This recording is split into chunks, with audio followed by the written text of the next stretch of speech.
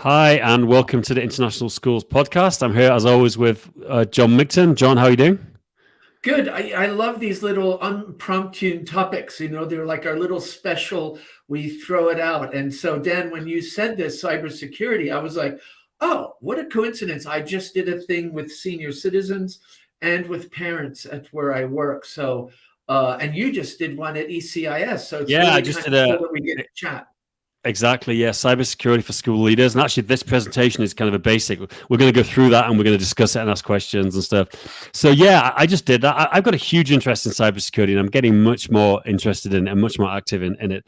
You've got a great perspective, John, because you've worked in international schools in at least three continents. And I've no doubt suffered multiple cyber attacks and have multiple meetings about it. So you've got a great perspective as well. Absolutely. And then I think one thing that I've really tried to do, and I think that's something that you mentioned, maybe we can talk about. It's still really under the radar and it's hard to get traction Yeah. and get school leaders and even faculty. And I think what in some schools with GDPR, they had to do a lot of audits, and one was a cyber audit. And Yeah. that kind of percolated up issues of phishing and kind of holes in the systems. So then cybersecurity became a little more of a prominent topic in some of the schools that I was collaborating with in Europe. And but tell us a bit about your adventure, because you were the only IT topic at this conference. I was the only IT topic. Yeah, I mean, it's unusual, you know. I mean, obviously, EARCOS, which is the kind of Asian equivalent. I know ECIS is global now, but it's the Asian equivalent. It was a lot of tech sessions. If this wasn't, that's why Nancy, our mutual friend, asked me to speak at the last minute. She realized they didn't have many tech sessions, so that was kind of the thing behind it. And I said, great, I'd love to come. So yeah, it was really interesting. I would think. I mean, and I ran my idea past you, and you even said, yeah. I mean, a lot of school leaders don't have. They want just a tech director to think about this. They don't. It's not something they have experience of. They don't feel they have knowledge in it. You mentioned they have fragmented like reference points, and I think there's obviously a lot of time a problem with school leaders that they're not involved enough with cybersecurity. So the goal of this workshop then, Dan, was really targeting, because that you went to the ECIS Leadership Conference in Dusseldorf. Yeah. And the idea was then to kind of highlight that specific to school leaders. And I think some CFOs were there.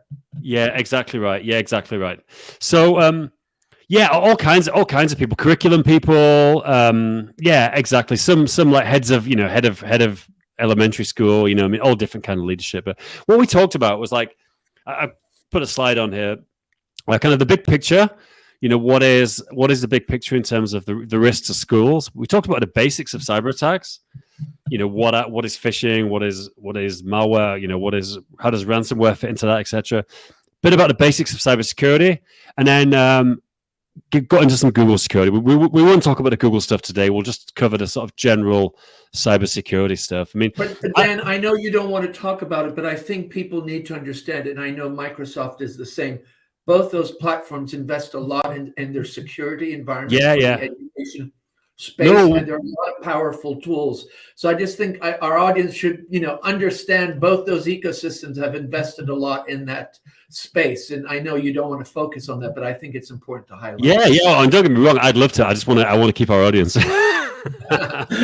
don't want to make it a Google thing. I understand. Yeah. That's why I'm the word Microsoft. Exactly. No, I mean, there's one thing. It's interesting. We had obviously, Mark from Nine. He was at the presentation as well, and we talked a lot. And very high level, if you have like a completely cloud-based system, whether it's based on Google, Microsoft, and a bunch of cloud systems, you don't have a physical server. It's actually quite hard to get like a ransomware attack. And if you do, you've got no issue. It's backed up. You'll be up and running again very quickly. It's most of these attacks come when you have a physical server infrastructure at your school. That's kind of an interesting thing just to say up front about using Google or using Microsoft. If you use the online version of Microsoft, not the server based. I think you bring up an important point, because in a lot of schools, they have migrated to something like Google or Microsoft or some cloud-based, but a lot of servers are still in the home. So for example, some student information systems prefer a server on campus for customization and management. So I think, schools need to be mindful that whatever servers they have in a physical space somewhere in a building, those are the ones that might have to need a good looking at. I think, obviously the issue, not the issue, but the reality is schools are very much at the mercy of, of the tech director, because obviously, the leadership rely on what the tech director tells them. And if you recruit a tech director who is maybe worked their whole life in this client server area, maybe they're a Microsoft engineer, the cloud is, maybe they're reluctant to move to the cloud because it's new, and they might convince the school not to do it because, they're a bit scared of it. Not that I mean, this is just my opinion. I mean, some people would say go client, have your own servers all the way, but you know what I mean? I think it's that's kind of the issue. Is I think that's why it's good to have a school cybersecurity strategy, and I think a good tech director will try to get leadership involved in that. So they're not just giving them their opinion and everyone's just taking their opinion blindly. Yeah, I can't agree with you more. And I think that, as you're stating, that shared approach of a tech director making sure, and the IT manager, that their leadership is aware and has that understanding. The other thing is there's so many great organizations, and I know in a couple settings where I was, heading the IT department, leveraging some local cybersecurity companies can be really helpful. It's some good contacts, and they can also kind of act as like a guide or even a reference point as you're having those conversations. And I know, Dan, you do that with a lot of schools with the service that you provide. And I think that's exactly also a nice approach. Yeah, we're expanding that. We've just partnered with KnowBe4. I'm sure you know KnowBe4. They do simulated phishing attacks and training. We've become a partner with them as well because they're a great solution, sort of low cost. But yeah, I mean, to come back to schools, I mean, basically, cybersecurity, I mean, schools were a big target, is the issue. I mean, it's interesting. As part of the session, we actually took a look at the dark web together. I went to some of these ransomware groups, and we actually had a look at their pages. They're really funny, in a way that there's some good comedy in there. But it listed all the organizations that they had released the data, exfiltrated the data for. And about a bit more than a third were schools, either colleges, school districts, private schools. So, I mean, education is a big target. I mean, curious to know why you think it is. I think it's schools that may be perceived to have not as good security as enterprise, the first thing. Second thing, I think, is especially sort of state schools, if people think, well, they've got budget, like they have budget, they'll just pay, etc. And so, schools are a target, not just we'll talk about phishing and other things as well, but especially for ransomware. I'm not sure if you've got any opinion about why that's the case. Well, I think also, and I think you brought up the point that often schools are maybe not as well versed in the dynamics and the nuances of cybersecurity, so it leaves them potentially perceived as a soft target. And also, if you think of the parent community that many schools have, very wealthy, usually middle class, a lot of good contact emails, etc. A lot of them are captains of industry or women leaders in different organizations or in corporations. And I think that in itself is an interesting group of people to have that information of. Yeah, and we'll talk a bit later. I mean, there's obviously we'll talk about ransomware. There's a lot of very over ingenious schemes people do. Fee fraud is a big one where, a group will compromise. Let's say they'll compromise a Google account on the school because if a school use Google single sign-on to get onto the billing system, and they'll get onto the billing system and they'll just send emails out to all the parents saying you have to pay an extra fee. This happened recently. That when I did the presentation, 4 people in the room had this happen to them. There was a well-known, I won't say which student information system it was, but there's a well-known system that has a billing module, and they emailed all the parents, and 20% of the parents paid the extra fee. And that's amazing. And also, a few years ago, there is an international school that got its site cloned. Yep. And the admissions portal. And so the potential parents were paying admissions fees to this clone site. That's amazing. I mean, like the thing is, even it's obviously really bad, but it is you have to respect the ingenuity of these groups. It's crazy. Absolutely. I mean, it is a lot of creativity, but at the same time, it shows how often maybe a certain complacency or feeling, oh, we're a school, we're not a bank, we're not a financial institution, sometimes might give you the sense, oh, we don't need to worry. That shouldn't be a priority. And I think what I'm hearing from you and from my few points of reference, it's definitely something that should be a high priority. It should be a high priority, definitely. So just a few more things. I'm just going to fly through these slides because I don't want to get too much into the numbers, but malware is increasing, and we'll talk a bit about what malware is a bit later on. Although, interestingly, I've got a really good research I've discovered that the actual amount paid out is going down, partly because the US and the UK have effectively banned you paying ransomware parents, because they say it's financing money laundering and illegal activity, so you actually can't pay. So it's interesting that the number is going down, but we'll come on to that. That's interesting. Yeah, phishing attacks. We'll talk about phishing. Let's jump into this. But anyway, I mean, 93% increase on cyber attacks to education sector between 2020 and 2021. A lot more happened during COVID as well. So this has gone up even more, but it's an increasing threat. And it's increasing in international schools just because there's so many international schools now, and it's a market worth targeting. When it was just a few small schools, it wasn't something that was really on anyone's radar as a hacker, but now, it is. I think your points are interesting. If you don't mind going back, is this idea, what are the negatives, or what happens? Is this loss of credibility, loss of reputation? It can impact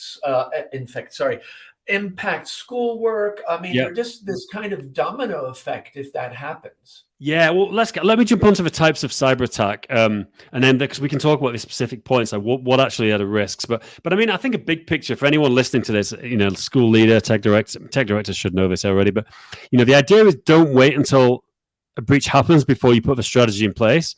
But there's a big but, and the big but is be ready to react if it does, because there's a good chance it will. So your plan has to include prevention and reacting to the situation, and have a team ready to do that, because you can't be thinking of a plan once you've been hacked. The plan should be ready to go. These are the types of attacks we could suffer. This is what we'll do in this situation.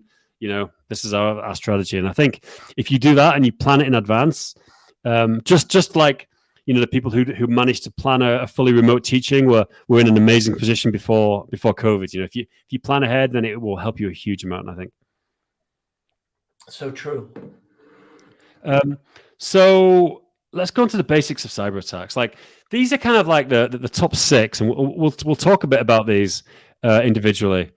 Social engineering is not really a type of cyber attack, but almost every cyber attack includes an element of social engineering. Phishing, you probably received emails purporting to be from somewhere else. This is really common. We'll talk a bit about phishing. Malware is where you get infected software onto your computer, and ransomware is part of it. So we'll talk a bit about that. And we'll talk a bit about DDoS. Interestingly, DDoS is where you get a hacker will use a network of computers to flood your website or your server or your computer with traffic. Interestingly, when I looked at the numbers, this is usually done by students or parents. Interestingly, disaffected parents have done this quite often to schools. It's absolutely amazing. It's a non-technical thing to do. You can buy access to a botnet on the dark web pretty easily and just do a DDoS attack on somebody.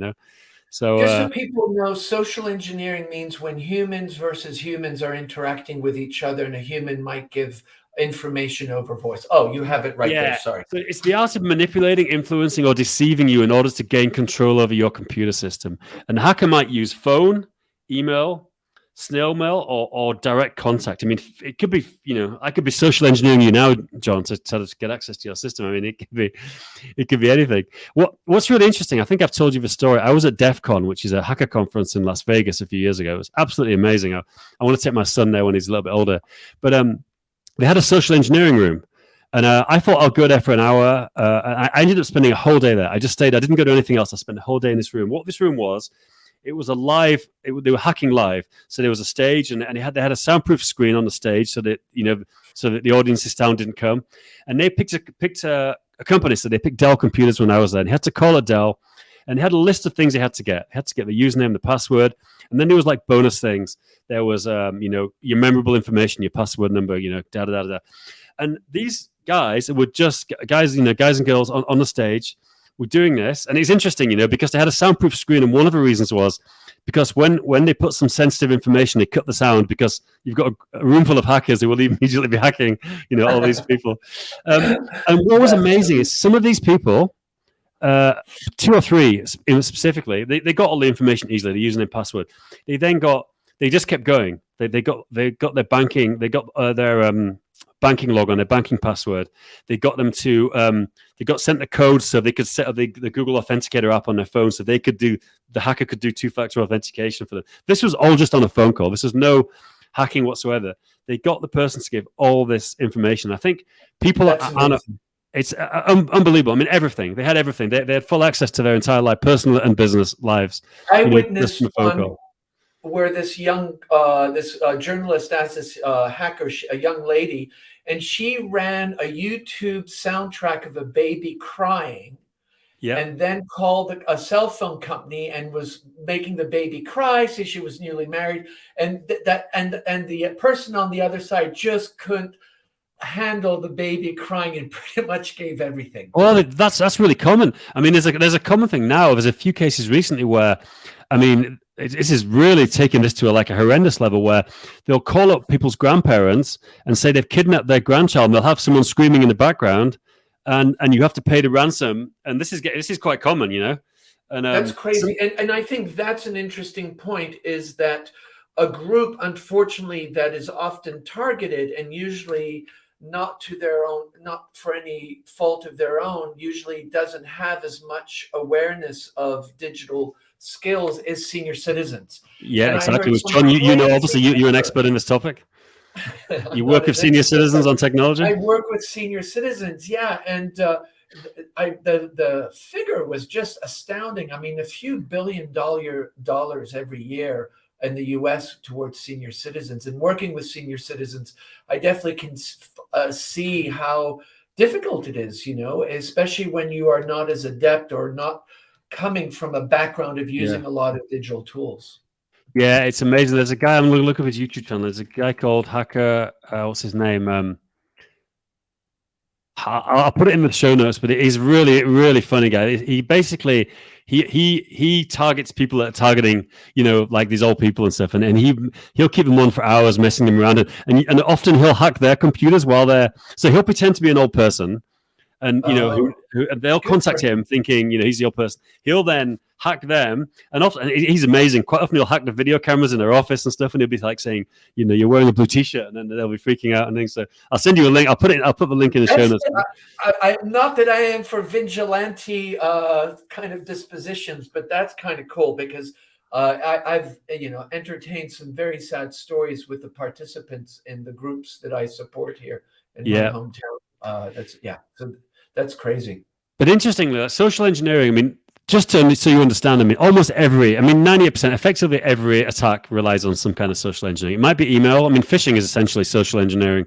You know, it's how it all starts. So, you know, and it's not, it can be like, you know, if you've ever been at maybe some event and you've met someone who was a bit shady and asking you some strange questions, I mean, it can be face to face as well. You know, people can target, you know, it's unlikely to happen to people who work for schools because, you know, if you work in say the British Embassy, I mean, I know someone who works for the British Embassy. I mean, you're trained because you will meet people in real life who are out to compromise you or find information out and things. So, you know, you're actually trained to protect that. Schools, it's pretty unlikely you're going to meet people face to face trying to get to the school through meeting you, but anything's possible there. One area that is very popular and unfortunately some very sad stories is through dating apps, and they're actually criminal gangs out of Cambodia that facilitate dating app relationships. And it's worse than that. So I'll send you an email to a great podcast I'll listen to. It's called I'll pull it up right now. It's called. We talked about that last time. You remember? Underworld, so in Cambodia they're using slave labor. They basically recruit people from across Asia who speak different languages. They might speak Philippine, they might speak Vietnamese, whatever, and they give them these targets they can't make, and they keep them. It's in these, they call them special economic zones in Cambodia, and they're doing these dating scams. So they run them from these huge centers, and these special economic zones, which are supposed to be to encourage economic growth, are just run by these Chinese warlords, basically. And it's like this. You definitely should listen to this podcast because they actually go into and speak to these people. It's absolutely fascinating. Amazing. Yeah, I mean, it's I'm fascinated by cybercrime, but it is horrendous. But yeah, phishing. Let's jump on to phishing because this is really, really common. This is how, you know, you've all received emails from, saying they're from a bank. That's general blanket phishing. That's not as common. I mean, if you use Google, it's pretty good at picking up these emails. Yeah, Spear absolutely. phishing, which is normally just called phishing, is where you send a focused, targeted attack via email. So I'll give you an example. I was mentioning before, we just partner with KnowBe4, which is a phenomenal organization. A lot of international schools use them. They do simulated phishing attacks. And one thing they will do is they'll send an email out from saying they're from the Google administrator. Have an email, a domain looks something like Google, but it's different. It'll say, "Hey, we need your user, your username and password to get in." For some reason, they'll give it a reason. The system's been compromised. We're resetting passwords. It'll give a reason. And then with the KnowBe4, which we can help with, you get a dashboard and you can see real time who's clicking on this. Now, I was in South Korea recently and I was with a tech director. I won't say the school for obvious reasons. We're in the pub and it was how he was showing me on the phone, live. We were looking at this. And just while we were in the pub and it hadn't finished yet, 25% of all staff had clicked on the link and 15% had given their username and password. Wow, that's amazing. It's interesting, Dan, when GDPR came about, I actually worked with Mark from Nine, and they came and did some phishing attacks and, really kind of poked holes everywhere.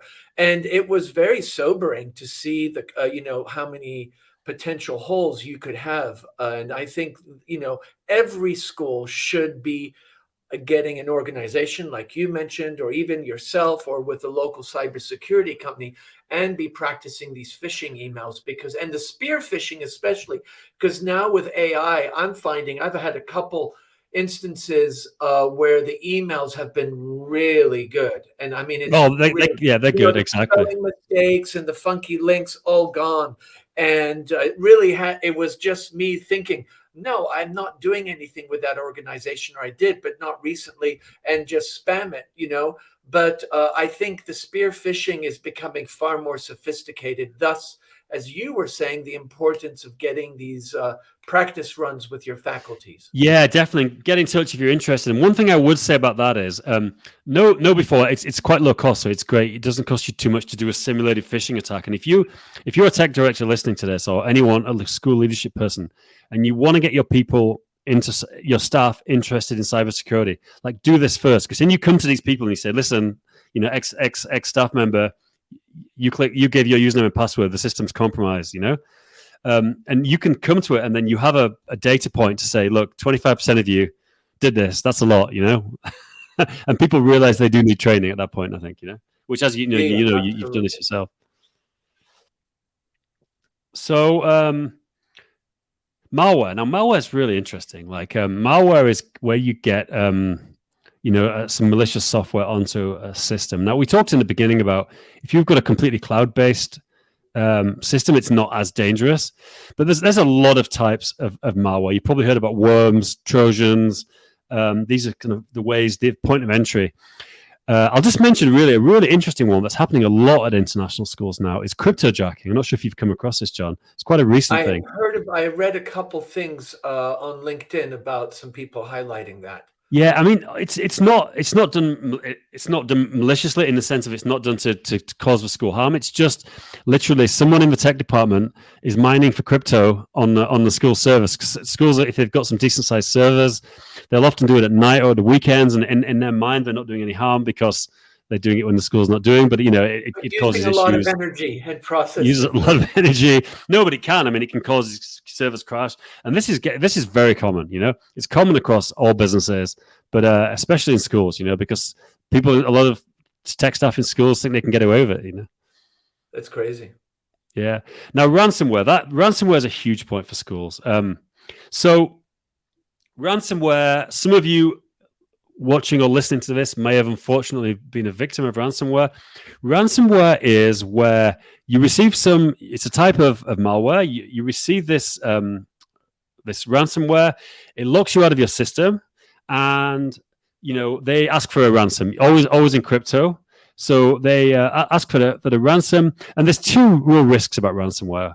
One is loss of access to your system, and the second is the data is released to the public. Now, the first one, it's interesting. We talked earlier about if you've got a fully cloud-based system, the risk to your system isn't very high. You can you've got backups. You can restore it. You can restore Google after a ransomware. It's very unlikely Google will get a ransomware attack, but if it did, and I'll talk about how that happens. You can bring it up. The big risk is your data being exfiltrated. I mean, that's a huge problem for school. You're dealing with children. You're dealing with vulnerable reports. You're dealing with staff assessments. You're dealing with a lot of sensitive information. Parent information. Exactly. Yeah. So It's interesting, Dan. I was teaching my principal training course a couple summers ago, and one of the school directors in a part of the world had just come out of a ransomware, and I was just unbelievable how to shut down the whole school. Something that, and I've done some research in this, is a lot of government organizations I know, like in Luxembourg and in France, and I think in Belgium too. There are nonprofit organizations that support nonprofits when there's a ransomware, and you can contact them and they will give you cyber engineers and white hackers to come and support you. So, be mindful of what resources are in your area, because I think more and more governments, as you said, Dan, are mindful how critical that is. And if you're a school, if I'm just imagining if I was a tech director in one of the previous positions, I don't think, however much I thought I might know about it, managing ransomware really needs a lot of expertise, and you have to be very cautious.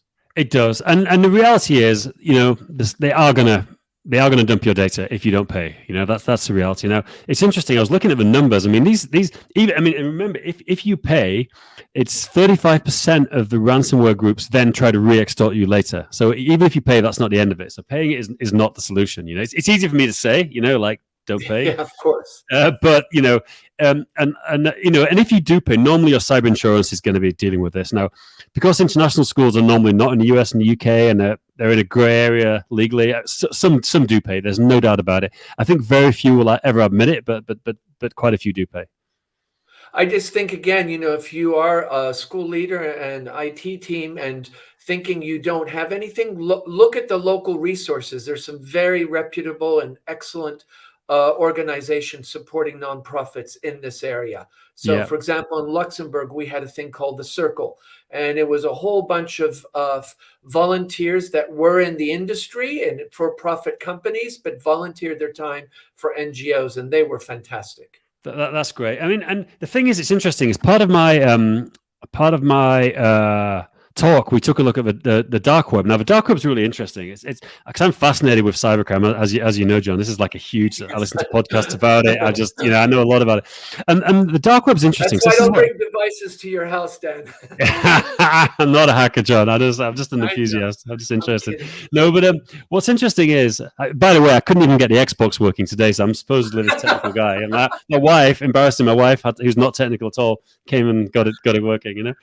But like the dark web. So the dark web is interesting. In case you're wondering what it is, it was actually developed by the U.S. Naval Research Laboratory in the 90s, and it's nothing illegal. It's actually the Tor network, TOR, which means the onion router, which essentially an onion, like an onion, has multiple layers of skin. It's multiple layers of security. It's an encrypted network. I mean, you can find sites like Facebook have an onion website, and if you see a domain that ends .onion, that means it can only be accessed by the Tor network, which is called the dark web.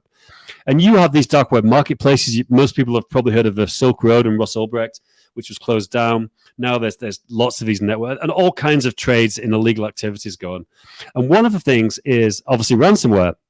And you have something called RAAS. You have software as a service. You also have ransomware as a service. So different models, you can actually buy access to their software. Sometimes you pay them a commission. We looked at some websites together, and see, these people have their own websites, on the dark web. Quite often they'll take 20%. The ransomware software company will take 20% of the ransom. And so, I mean, just to let you know that a lot of the time you're not dealing with sophisticated hackers. You're dealing with just someone who's a bit dodgy, who's got on the dark web, who's licensing, paid some Bitcoin, has got access to this. Access to this system, and is hacking people. They're not. I mean, you tend to think that they're all tech geniuses, but a lot of them are pretty amateurish, and they still get away with it. And that's the thing. And you'd mentioned students before. The thing is, you can go onto the dark web or even on YouTube And there are a lot of tutorials on how to do this. I mean, Yep.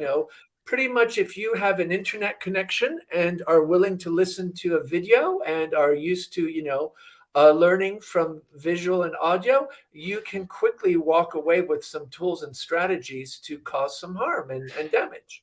And it's interesting. I mean, so at the session at ECAS, a couple of the people there said that they'd been hacked by their students, and the students usually weren't trying to steal money with, and they were just trying to impress their friends or show they could do it. And on the one hand, the schools were like, they had to punish the students, but on the other hand, it was like, well, we've taught them some good tech skills. Like it's a.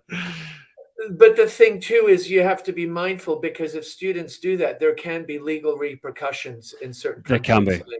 And you really, I think, that's something to be really mindful of. You are Yeah, playing with fire. definitely. And well, I mean, you shouldn't be in a situation where students can do that. That should No, be, absolutely not. ever happen. And that's interesting, Dan, because often tech directors are reticent to have junior tech teams go into the server room. And, when kids want to learn about IT in the IT department, often it's the creative tension. How much do we give them access? And, after a while, just plugging in cables and monitors doesn't, is not very interesting. So that often is an issue. It's amazing how many, they called it shoulder. It's a type of hacking, shoulder surfing, which just means looking over. It's amazing how many schools get hacked because someone's put a post-it note next to the monitor with the username and password. Yeah, yeah. That happens all the time. That's like, I don't know where that ranks, but it's one of the most common ways someone will get access to your system. And it's interesting, through the GDPR process for many schools, that whole thing with passwords on the screen, not locking your screen, all those things percolated up. And I think having collaborated and also been part of groups, a lot of schools really kind of upped their ante in this whole area, really understanding something as basic as leaving a computer screen with a student information system open and you go away for a couple hours. Well, anybody could come in and get a lot of information. Oh yeah, definitely. I mean, I put my computer on sleep if I walk to the bathroom. I don't even leave it as I'm in the next room. But yeah, it's definitely very, very interesting that. So yeah, this was actually So Dan, as you're doing this presentation, what kind of reactions are you getting? So the audience that came to you obviously were not experts. They were curious, or they had a baseline of understanding.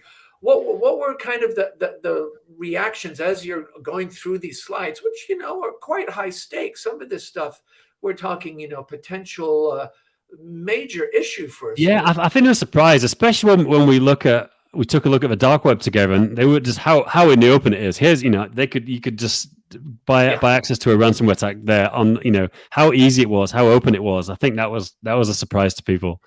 But people have this idea that dark web, you have to kind of crawl into a tunnel, and there's a special computer. No. Any computer. I mean, it's right. It's a modified Firefox browser. Just Google Tor browser. You can download it in 20 seconds, and you'll be up there. There's nothing to do. There. Absolutely. Yeah. No, so I think people were surprised. I think you tell the stories, but I mean, they all had stories. They knew they'd had stories of things happening in their school, so they know it happens.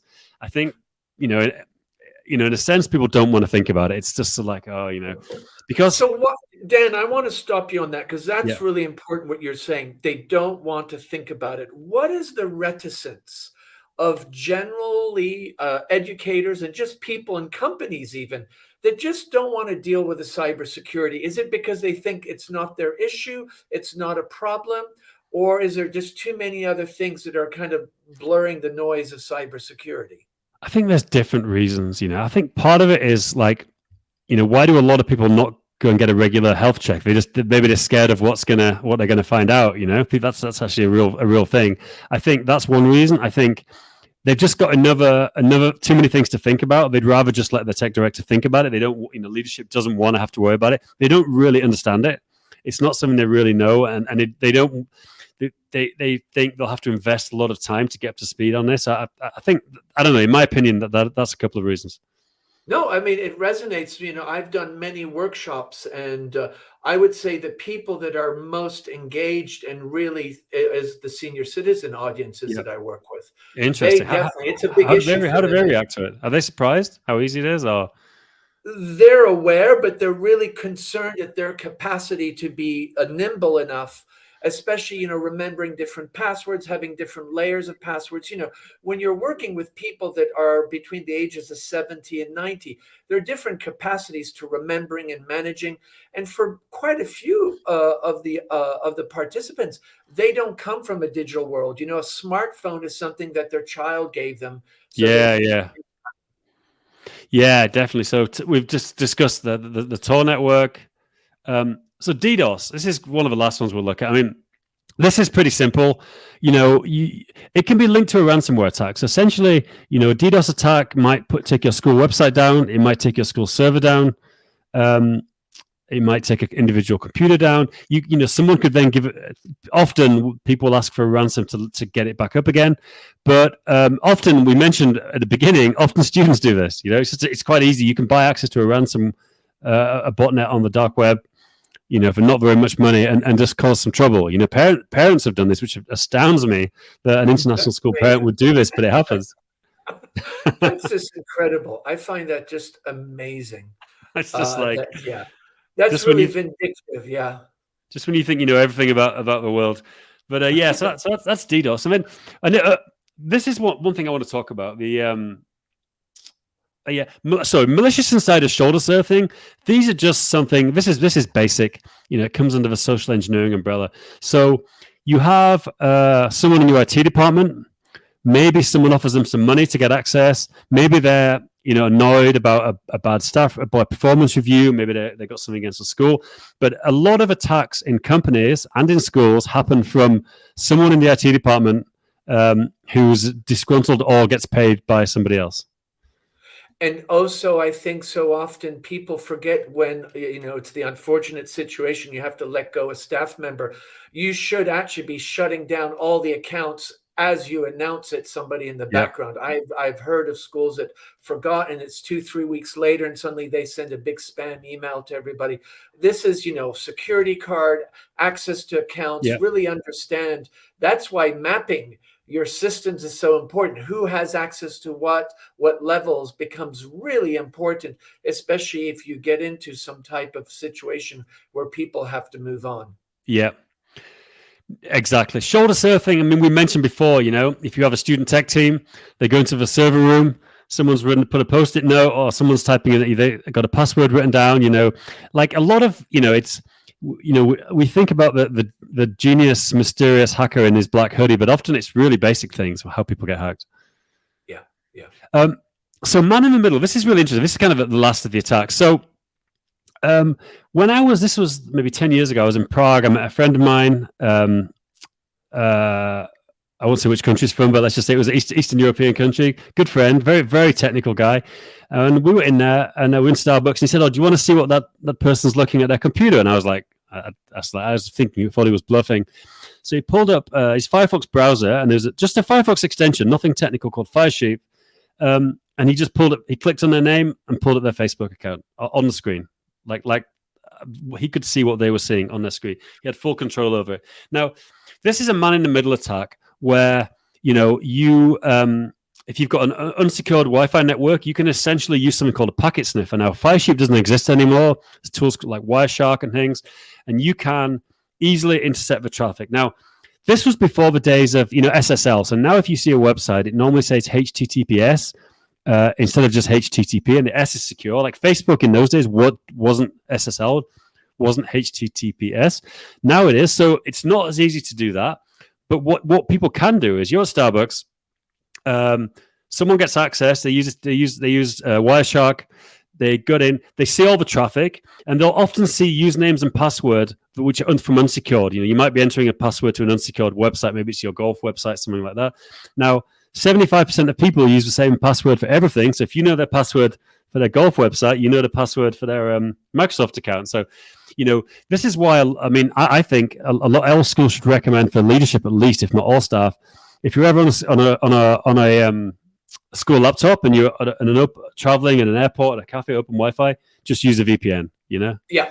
And I can tell you, I have had the experience of colleagues going to the airport or traveling to a conference and coming back with an infected machine. I Yeah. don't think people understand when you go to the hotel or you go to Starbucks or to even to the grocery store or the airport, every time you're connecting to that Wi-Fi, please don't do banking. Don't do anything Yeah. where you're sharing a username and password. Maybe go and find out the weather or how to travel from point A to B, or use a virtual private network. I'm just always astounded. You're at the airport and you see people banking on their phones, and they're not using some type of extra layer of security. So I think that man in the middle that you bring up is so important, and that's something that I have quite a few videos I've done in different school contexts, is kind of getting ready for the holidays and being mindful of that, two-step Yeah. verification, using Yeah. the facial and the fingerprint, and then having a VPN. Add those layers, because at the end of the day, when you are in these open networks, you're just basically free fodder. Yeah, and the other thing people do is, and this is really common. There's do you watch the series Mr. Robot, John? Yes, yes, I'm a of huge fan course. of Mr. Robot. They Love actually it. show this hack live where you do the cantenna with a Pringles can, the metal. You put a wire inside, use the inside metal. It's quite a good thing, and you could transmit. Well, it's very easy if you've got any technical knowledge to create your own Wi-Fi hotspot, your own Wi-Fi network. So sometimes you've been in a cafe and like let's say you're in John's Cafe, and you might have seen like John's Cafe 2 and some other ones. Often, this is a hacker will just create a similar sounding network hotspot. They will give it a similar name to the cafe or the restaurant or the hotel, whatever. People just connect to it because it's the easiest connection. And then again, same thing. They've got even more access to you. They can use a packet sniffer. They can, so it's interesting. So like often when you connect to an open Wi-Fi network, it often isn't the network you think about it. I mean, this is very, very common. Yeah. And that's what's astounding. And I think, Dan, which is great that you shared this with a group of school leaders, is the fact we today navigate on these digital devices pretty much day and night. We Yeah. do our hotel booking, we pay our phone bills, we do our banking. It is pretty much everything we do is online.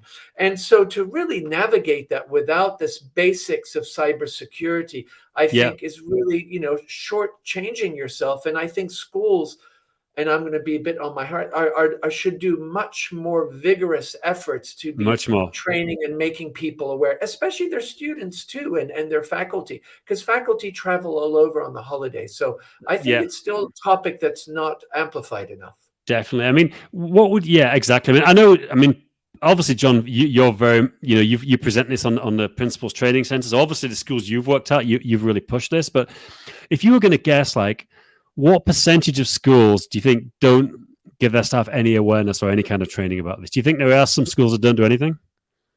I think it's different levels of awareness. I think Different everybody levels, yeah, now yeah, knows about phishing, but how many go and get a company? So we've had companies in different contexts where I've been an IT director or head of IT, is that we've had, a choreographed, curated phishing attacks, and really looking at that. So I think you have to be deliberate. You have to invest some money, and you have to find time amongst everything else that everybody wants to do. So I think it's different layers of yeah. engagement Because by there's only schools. so many hours of PD, so many inset days, so many training sessions you can do, and you've also got to train on a million other important things. So it's really hard, isn't it? Exactly. So it Yeah. makes it really hard. So we're down to the last 10 minutes, John. So I want to just finish like some basics here. And just this slide kind of summarizes how I see them. And this is just my opinion. People have different, you can slice and dice this in a million different ways. But I've divided them into like tech, what I call like tech things and like human things. I mean, on the human thing, it's have a cybersecurity strategy plan, including a readiness plan for an incident. And afterwards, I'll show you the next slide. There's something called the NIST framework, which gives you 5 competencies. But have a plan, even if it's not a great plan. And Mike Tyson said everyone's got a plan until they get punched in the mouth. It's going to change, but a plan's better than no plan. Dan, on that plan, so many international schools have what they call a risk register. Yep. So they have to analyze and audit the levels of risks that they have. And cybersecurity should prominently be in your risk register as one of the things that you should be mitigating. Boards Yep. often require risk registers, so that cybersecurity strategy plan, it's also about sustainability at the end of the day. So I Yeah. think just be mindful in your risk register. You should have a focus on the cybersecurity strategy. Definitely. And I'll come back to this slide, but I want to just recruit, like, this is the NIST framework. This is one of many frameworks. It's the National Institute of Standards in the US. And this gives 5 capabilities of how you think about structuring your plan. One is identify what needs protection, what assets, what processes. Protect, how do you putting in the safeguards to ensure there's protection? And then detect, like, there's been a hack. How do we detect it? There's been an incident. How do you respond to the incident, and then how do you recover from it? Now, what's Those interesting are great. about these is 3 of them presume you've been hacked. So this is why I was saying, like, plan for the best. But the reality is, even if you look at this cybersecurity framework, 3 out of 5 presume there's been an incident. You know what I mean? So, like, you have to plan for it's going to happen, and how do we deal with it? Yeah, I think often one of the things that I know schools hesitate, and even colleagues that are in the role of IT directors, is how do you identify your vulnerabilities? And I think that's where you get somebody from the outside. I Exactly think, right. having a budget every year of a significant portion dedicated to cybersecurity in the Yeah. long run is going to allow you to be in the first 2 top of the NIST framework and not in the 3 last ones. Yeah, exactly. Just going to jump back in the slides really quickly. Yeah, exactly right. So, so first of all, and obviously, secondly, build your cybersecurity team. So obviously, you've got your tech director, you've got your leadership. Are you building a team with any other senior leaders? So you have, like, if an incident happens. So first of all, we will meet once a term, once a semester, and and review the security. And if an incident happens, these are the individual responsibilities. This person will deal with the GDPR, because obviously with GDPR, you have 72 hours to notify your authority. And in a lot of cases, you have to actually inform the people whose data is being breached, which could mean informing parents as well. So have a team ready. I don't know if you've got any thoughts on that, John, about your cybersecurity team at your school. Absolutely. I think the leadership team need to be in there, even your maintenance and security people. But then again, have an outside resource, somebody that's an expert, because some of this cybersecurity stuff is quite complex. So having a resource that then you have a point person that can help translate it into what I would call more regular speak is so important. And making sure if you have a team like that, you're going to need to do audits. So you have to budget that. You need to have a budget line for cybersecurity. Got that below the line budget. Yeah. And again, yeah, exactly right. And education. We've already talked about education. Yeah. Your IT staff needs to be educated. You need to educate your staff. Now, in terms of the tech stuff, you mentioned audits. Doing the security audits, if using Google, we do Google audits. It's a thing everyone should do. Everyone should do technology audits. Any thoughts on that, John, on the technology audits? Yes, I'm a huge fan of technology audits and doing it on a regular basis. What you can do is some companies will do a 3-year contract. And that means that they'll maybe do your Wi-Fi and your hard network. Then they'll look at student information systems, and then they'll look also third-party devices or even your learning management system. So definitely explore and do that on a regular basis. And it's a cycle. It's a bit like you were saying the blood test. It's good to go and get a blood test once a year.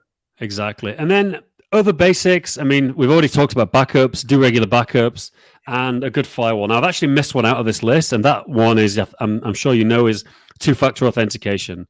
Yes.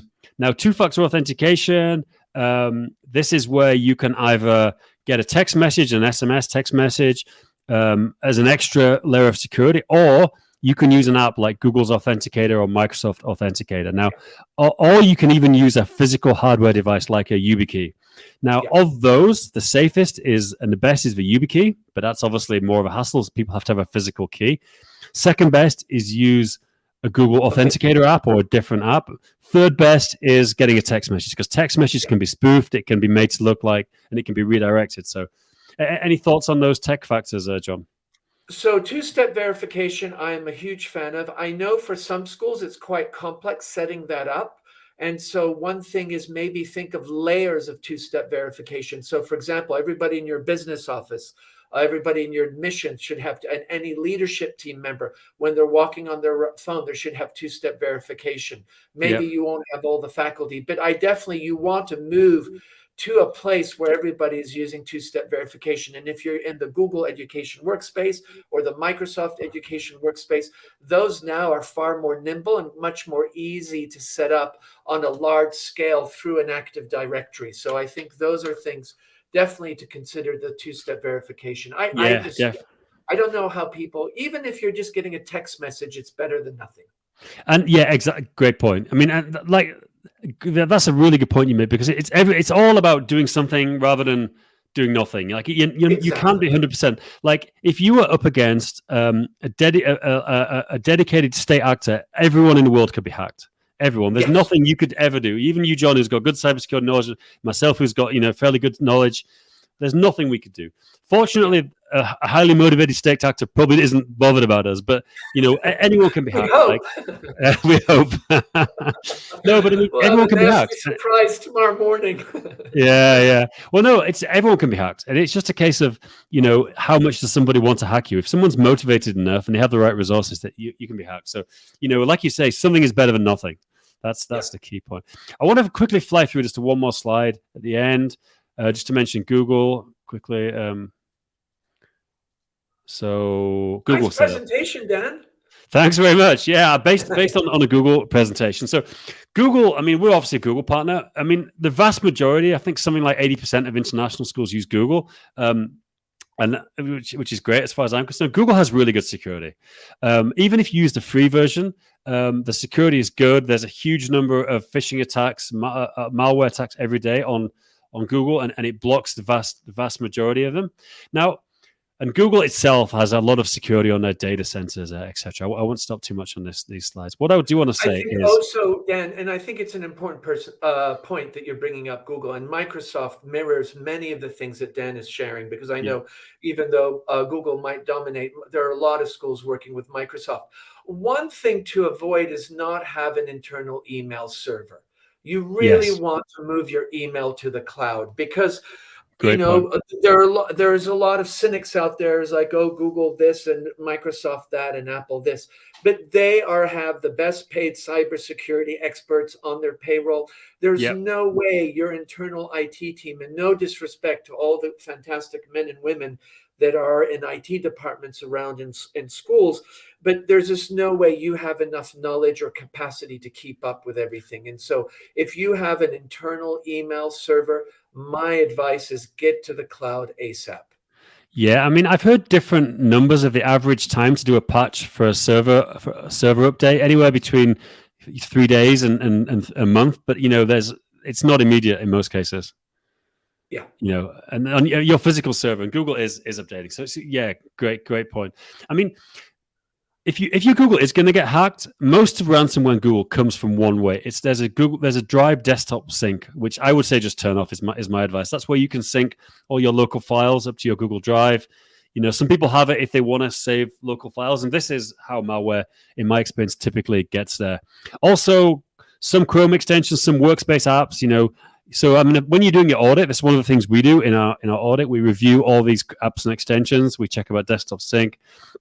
And if you extensions are important, Dan, because I think a lot of people don't realize Chrome extensions are not Google extensions. They're third-party companies. Exactly right. And Google is, I would say that Apple's a little more rigorous about allowing apps onto their Play Store, especially for security and viruses, while Google has a more open philosophy. So sometimes these third-party apps, these Chrome extensions, can actually be liabilities or even cause some issues. Yeah, exactly. So it's good to audit them.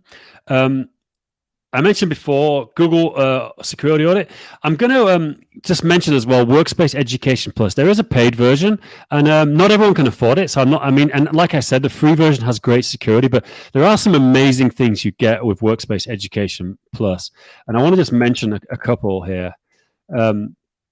So one of the things you get is context-aware access. So that it will say basically based on these factors, it looks suspicious. Maybe this device is in this country, whatever.